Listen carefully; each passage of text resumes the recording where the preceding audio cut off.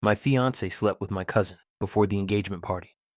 So I vanished silently, and what happened left everyone who knew her speechless. I'm a 29-year-old guy, and until recently, I genuinely believed I was about to marry the love of my life, a woman named Alina. I remember the first time I told my parents about her. They lit up in a way I'd never seen before, like they thought I'd finally found the person who would anchor me. Alina was warm, supportive, and seemed genuinely invested in building a future with me. She had this way of making even the worst days feel like they were worth fighting through. We talked about everything: our careers, kids, the kind of home we wanted, and it felt like we were building something real. My cousin Daniel was especially enthusiastic about her, always complimenting her or offering to help out with things, but I chalked it up to him being friendly. Even when he'd linger a little too long in conversations with her, or stand too close when we were at family gatherings, I told myself not to overthink it. As the engagement party drew closer, I started drowning myself in work just to make everything perfect for her. I picked up extra shifts, stayed up late researching decorations she liked, and even pushed some of my own bills aside so I could afford the venue she wanted. She'd smile and kiss my cheek, telling me I was the most thoughtful man she ever met, and those words alone made the exhaustion feel worth it. But then, there were the nights where she'd snap at me for asking simple questions, or clutch her phone like it held state secrets. I'd walk into the room, and she'd quickly lock the screen, saying, "It's just work stuff, don't worry." And I didn't, because I trusted her more than I trusted my own instincts. If you had asked me then, I would have sworn I was stepping into the happiest chapter of my life. Instead, looking back now, I realized I was standing at the edge of a cliff I didn't even know existed, and someone was already behind me, ready to push. I kept telling myself the tension was normal, that everyone got stressed before a big event like an engagement party. But deep down, something felt off. Alina started pulling away emotionally, slipping into these distant moods where she'd stare at her phone like it was the only thing in the world that understood her. When I'd ask who she was talking to, she'd laugh a little too quickly and say, "Just friends, babe. Don't be weird."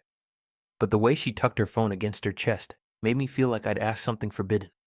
Meanwhile, Daniel kept showing up at my place without warning, insisting he was helping with arrangements, but somehow always ending up in the kitchen with Alina, whispering or laughing quietly. I'd walk in, and the room would fall silent, as if I'd interrupted something I wasn't supposed to hear. One night, I remember asking her gently, "Are we okay? You've been distant lately." She didn't even look up from her phone when she said, "I'm just tired. Stop overanalyzing everything." I tried to brush it off, telling myself couples go through phases, but the coldness in her voice stayed with me long after she went to bed. A friend of mine pulled me aside at work and said he thought he'd seen Alina at a cafe with someone who looked familiar. The moment he said it, Daniel's face flashed in my mind, but I immediately shut it down, telling myself I was being paranoid. "She would never do that," I replied, even though a knot formed in my stomach. That night, Alina disappeared into the bathroom for almost an hour, leaving me staring at her empty wine glass and wondering why my own fiancé suddenly felt like a stranger. Still, I convinced myself everything was fine, even though every instinct screamed that something was breaking behind the scenes. The night before the engagement party should have felt magical, but instead, it felt like someone had quietly turned down the oxygen in the room, and I couldn't explain why. Alina told me she had to help a friend with a last-minute emergency, grabbing her purse so fast she didn't even let me finish asking who. When I said, "Do you want me to come with you?" she stiffened and replied, "No, it's personal. Don't make this a thing." She kissed my cheek like a formality and disappeared out the door before I could say anything else. I tried calling her an hour later. No answer. 2 hours. Still nothing. Around the same time, Daniel texted me, saying he had some errands to run and wouldn't be around to help set up. It felt weird. The timing, the excuses, the sudden silence from both of them. I remember standing in the living room, surrounded by half-finished decorations, wondering why this gnawing dread felt so familiar, like the quiet before a storm.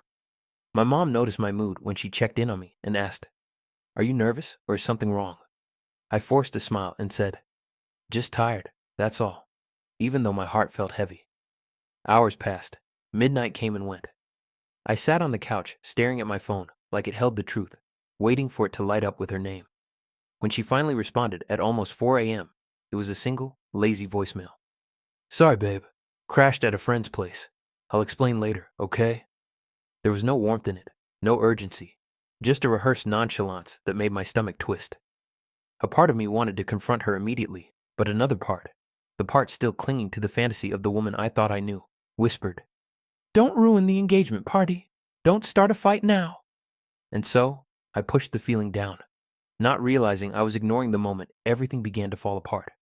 The morning of the engagement party should have been filled with excitement, but instead, I woke up feeling like someone had strapped a weight to my chest. I was still replaying Alina's cold voicemail in my head when my phone buzzed again. An unknown number, no message, just a link. At first, I almost ignored it, thinking it was spam, but some instinct I had buried for weeks, made me tap it. The moment the images loaded, my hands went numb. There she was, Alina, walking into a hotel at 10:47 p.m. with Daniel at her side. The photos weren't ambiguous. Her hand on his arm, his hand on her lower back. Both of them smiling like they were stepping into a private fantasy rather than sneaking behind my back the night before the biggest day of our lives. I felt the room tilt, like gravity suddenly shifted, and I wasn't standing on solid ground anymore. I scrolled through image after image, each one hitting harder than the last. My chest burned, my face went hot, and I had to sit down because my knees wouldn't hold me. A second message came in. "You deserve to know. He's been bragging about her for weeks." I called the number with shaking fingers, and a guy answered in a hushed voice. He told me he was a friend of Daniel's, that he couldn't stomach hearing Daniel joke about keeping things quiet until after the engagement. When I asked, "Has this happened more than once?" he hesitated before saying, "Man, it's been going on for a while." I didn't cry. I didn't scream. I felt something colder, like a switch flipped inside me. The truth was right there, undeniable, and it wasn't just betrayal. It was humiliation carved into digital proof. But the worst part? The engagement party was only hours away, and they were both still pretending nothing had happened. I don't think I've ever felt more hollow than I did setting foot into the engagement party hall, pretending everything was fine, while the truth echoed in my head like a siren no one else could hear. Alina rushed toward me the moment I walked in, throwing her arms around my shoulders with this picture-perfect smile that made my skin crawl. "You okay? You look tired," she whispered, her voice soft enough to fool anyone watching, anyone except me, now that I finally knew what she'd been doing behind my back. Daniel hovered just a few steps away, pretending to straighten a tablecloth, conveniently avoiding my eyes. I forced a smile, my cheeks stiff, and replied, "Just nervous," even though the only emotion running through my body was disgust wrapped in heartbreak. Every laugh, every toast, every compliment felt like a blade being twisted deeper. I watched them both closely that night, noting every stolen glance between them as if they didn't think I'd notice. At one point, Alina leaned over and whispered, "I love you. Thank you for everything you've done for us." The word "us" nearly made me choke, so I nodded, swallowed the bitterness, and quietly excused myself to the bathroom where I locked the door, stared at my reflection, and made a decision. I wasn't going to scream. I wasn't going to confront them in public. I wasn't going to give them the chaos they expected. Instead, I started planning my exit. While guests danced and laughed, I slipped into the hallway and canceled every vendor contract that was under my name, every payment plan, every booking tied to my bank account. I forwarded myself copies of every incriminating message and photo. I switched my bank passwords. I deleted my shared wedding folder. Then I walked back into the room and stood there, letting the noise wash over me. Fake congratulations, photos, clinking glasses, knowing none of them had any idea what was about to happen. And as I looked at Alina, pretending to be the perfect bride-to-be, I realized something chilling. My silence was going to destroy her far more deeply than any public confrontation ever could. When the party finally ended, and everyone drifted home, drunk on laughter and champagne, I felt like the only sober person in a world full of blind fools. Alina fell asleep almost instantly, still wearing some of her makeup, her phone clutched loosely in her hand, like it was some extension of her soul. I stood there for a moment, staring at her peaceful face, wondering how someone who looked so innocent could carve a wound so deep. My chest tightened with a mix of rage and heartbreak, and before I could talk myself out of it, I gently slid her phone from her hand. "I just need the truth," I whispered to myself, even though a part of me already knew the truth was going to destroy me. When the screen unlocked with her birthday, of course it did, I opened her messages. The first thread was with Daniel. Seeing his name, there was like being punched in the throat. But reading what they wrote? That was the moment something inside me cracked so loudly it felt physical. "Can't believe he still thinks she's loyal. Daniel had texted, just hours before the party. Alina replied, "He's too desperate to see it. Just keep playing along." There were pictures, selfies in the hotel mirror, his arm around her waist, her lips on his neck. There were jokes about me, mocking the money I spent, calling me the safe choice, and Plan B husband material. My vision blurred, my hand shook, and for a second I felt like I couldn't breathe. I dropped onto the edge of the bed, scrolling and scrolling, each message hitting harder than the last. And then I saw the worst one. "I'll marry him, get the wedding benefits, and we'll figure out the rest later." Daniel responded with a laughing emoji. That was it. That was the moment my heart didn't just break, it disintegrated. I set the phone down on the nightstand, staring at the wall, because if I looked at her sleeping face again, I might actually scream. In that moment, at 3:47 a.m., surrounded by silence and betrayal, I hit rock bottom. And I knew, if I stayed one more second in that house, it would destroy whatever was left of me. I didn't sleep at all that night. I just sat there in the dark, listening to Alina breathe softly beside me, wondering how many times I'd mistaken that sound for comfort when it was actually camouflage. By the time the first hint of dawn slipped through the curtains, my decision was made, not out of anger, but out of pure emotional survival. I moved slowly, gently, packing only what I absolutely needed. A few clothes, my documents, my laptop, and anything I had paid for myself. Every drawer I closed felt like closing a chapter I'd been too scared to walk away from. I kept glancing at Alina, half expecting her to wake up, but she didn't stir once. I unplugged my phone from its charger and held it for a long moment before powering it off completely.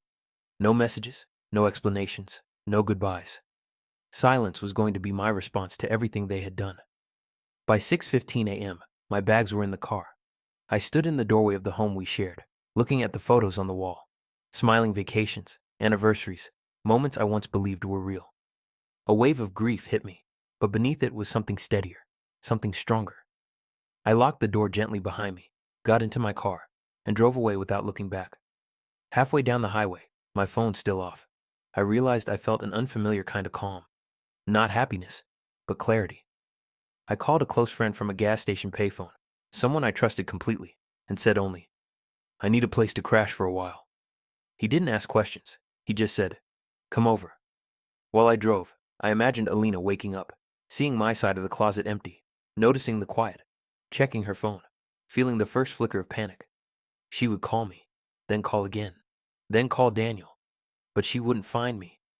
Because for the first time in months, maybe years, I finally chose myself, and I had no intention of letting her, or him, ever find me again. For the first few hours after I disappeared, I imagined the confusion in that house, like a scene unfolding behind a closed curtain. My friend's apartment was dim and quiet, the opposite of the storm I knew was brewing back home. Around noon, he knocked lightly on the guest room door and said, "You might want to turn your phone on." I hesitated, feeling my pulse spike, but when I finally powered it up, it exploded with missed calls and messages. 37 from Alina, 16 from my mom, 12 from Daniel, and a handful from relatives who suddenly found urgent reasons to contact me. It was like watching a car crash from the outside, and for the first time in days, I felt something close to control. I didn't open Alina's messages first. I opened the group family chat. Before I could scroll far, my friend said, "Dude, you're going viral in your own family. Look." He held out his own phone, showing screenshots that someone had already started circulating. Screenshots of her messages, her photos, her hotel timestamps, all of it. Somehow, the truth had leaked, and it was spreading faster than wildfire. My aunt wrote, "Is this real?" And another cousin replied, "I told you something was off about them." Daniel tried defending himself in the chat, typing, "It's not what it looks like." But no one responded. Not one single person. Alina's messages were worse. "Where are you? Please talk to me. Why are you doing this? We need to fix this before people misunderstand." Then, "Did you tell anyone? Because people are calling me." The desperation in her words felt almost surreal. Just last night, she was mocking me in private texts, and now she was terrified of losing the image she worked so hard to polish. My friend leaned against the doorway and let out a low whistle. "Man, she's unraveling." And she was. Because the moment I went silent, everything she'd been hiding started echoing in rooms she couldn't control. And Daniel, golden-tongued, smug Daniel, was suddenly nowhere to be found in the chat. Watching all of it unfold from a distance, I realized something chilling. My silence wasn't just hurting them, it was exposing them. I thought keeping my distance would be enough, that disappearing silently would prevent any direct confrontation. But I was wrong. 2 days after everything exploded online, there was a knock at my friend's door, so frantic and repetitive, it made my stomach twist. I froze when I heard her voice through the wood, shaking and desperate. "Please, just let me talk to him. Please." My friend looked at me, eyebrows raised, silently asking if I wanted him to send her away. But something inside me, maybe anger, maybe closure, maybe the raw need to see her face when the lies finally ran out, made me whisper, "It's fine. I'll handle it." When he opened the door, Alina practically stumbled inside, her hair messy, eyes red and swollen, like she hadn't slept in days. She looked at me like I was the only person left on earth who could save her. "Why did you leave like that?" she cried, voice cracking. "You could have at least talked to me." I leaned against the counter, arms crossed, and said quietly, "Talk, like how you talked to Daniel." Her face blanched. She opened her mouth, then shut it, searching for some angle, some script that might redeem her. "It wasn't what you think," she finally whispered. He was manipulating me. I didn't want any of it." I almost laughed. After everything I read, everything I saw, the best she could come up with was a victim act? I pulled out my phone, opened the folder of screenshots I had saved, and held it toward her. "Manipulated?" I asked. "You mean these? These don't look like someone being manipulated?" Her breath hitched when she saw the messages. Her words, her emojis, her plans. She grabbed the phone with shaking hands and whispered, I didn't mean any of that. I was confused. I didn't want to lose you." I just stared at her, feeling nothing. No rage, no heartbreak, just a cold, exhausted emptiness. "You did lose me," I said softly. "You just didn't realize it until everyone else found out who you really were." She broke down then, full sobs, hands trembling, mascara streaking down her face. But even as she cried, a final thought settled heavily in the room. She wasn't devastated because she lost me. She was devastated because she lost her audience. If Alina's life was unraveling thread by thread, Daniel's was detonating like a bomb. The day after she showed up at my friend's place, my mom called, not to ask where I was, but to tell me what Daniel had been doing to explain himself. Apparently, he walked into my parents' house acting furious, ranting that I was mentally unstable and had abandoned the engagement out of paranoia. "He kept saying you were hallucinating things," my mom whispered, her voice trembling with a mix of disbelief and disappointment. "But then, people started showing us screenshots." So whatever sympathy he hoped to get was gone before it even arrived. Later that afternoon, I heard from another cousin that Daniel's girlfriend had dumped him in a spectacularly public way. She had received the same screenshots everyone else did, plus a few he must have forgotten to delete. At a family gathering, she apparently threw his clothes onto the lawn and shouted, "Go stay with the fiancé you stole," before slamming her car door and speeding off. The entire neighborhood saw. People recorded. It was everywhere within hours. And because social media has no mercy, some of his coworkers recognized him and forwarded the drama straight to his boss. It didn't take long before his job called him in for a mandatory meeting. Part of the affair had taken place during work hours. There were photos of him in his uniform outside the hotel. The company didn't find it amusing. He'd gone from being the charming, confident cousin everyone praised to someone nobody wanted to stand next to. Relatives who used to idolize him started telling each other, "We always knew something was off about him," even though they never said that once in their lives. When he tried calling me, 3 times, then 7, then 10, I blocked him without even listening. I knew exactly why he was reaching out. Not to apologize, not to confess, not to show remorse, but because he needed me to clean up the mess he created. And for the first time in my life, I didn't lift a finger. Let him drown in the consequences he built with his own hands. In the days that followed, the gossip spread faster than any of us could have imagined, and Alina's perfectly curated image began crumbling in every circle she once tried so desperately to impress. She kept posting vague quotes about healing and miscommunication, but the screenshots circulating beneath her posts told a very different story, one she couldn't outrun no matter how many filters she added. Her friends, the same ones who used to hype her up, started distancing themselves once they realized she wasn't a misunderstood victim, but an architect of her own downfall. I overheard one of them on speaker while my friend was nearby, saying, "She lied to everyone. What else has she been hiding?" Even her own sister messaged me privately to apologize for her behavior, which was surreal considering I hadn't heard from that woman in months. Meanwhile, I stayed completely silent. No posts, no explanations, no statements. And somehow, that silence made everything louder. My parents reached out again, this time not asking where I was, but telling me they were proud of how I handled things. It felt strange hearing that, especially after years of feeling overshadowed by Daniel in every family comparison. My mom even said, "I can't believe she fooled us," her voice cracking with embarrassment. Extended relatives who had once praised Alina at dinners now avoided mentioning her name at all, like it was cursed. And then, the engagement party guests started chiming in. People shared their shock, their theories, their disbelief. Some saying they sensed a weird vibe, others insisting they always knew something didn't add up. The story became something people whispered about in hallways and living rooms. They weren't talking about me. They were talking about her hypocrisy, her manipulation, her double life. And through it all, one realization sank in deeper and deeper. My disappearance didn't just create distance. It created an echo, one that amplified every truth she tried to bury. The world wasn't looking at me with pity. They were looking at her with disbelief. And the consequences were only getting started. It took weeks before I finally felt my heartbeat slow down to something that resembled normal. I found a small apartment in a quieter part of town. Nothing fancy, just a clean place with sunlight in the mornings, and enough space for me to breathe again. At first, I kept expecting to wake up to the sound of her voice, or the vibration of a message I didn't want to read. But slowly, the silence stopped feeling heavy and started feeling peaceful. I rebuilt my routines piece by piece, cooking for myself, going for early walks, reconnecting with hobbies I had abandoned because I was too busy prioritizing someone who treated me like a backup plan. I got a new job soon after, one that didn't drain my soul the way my old one did. And for the first time in a long time, I felt like my life belonged to me again. And weirdly, the more stable I felt, the more surreal the chaos I'd escaped seemed. But of course, people like Alina don't fade quietly. A month after I moved, she emailed me a long, dramatic message full of phrases like, "I've grown, I made mistakes, and I didn't appreciate what I had."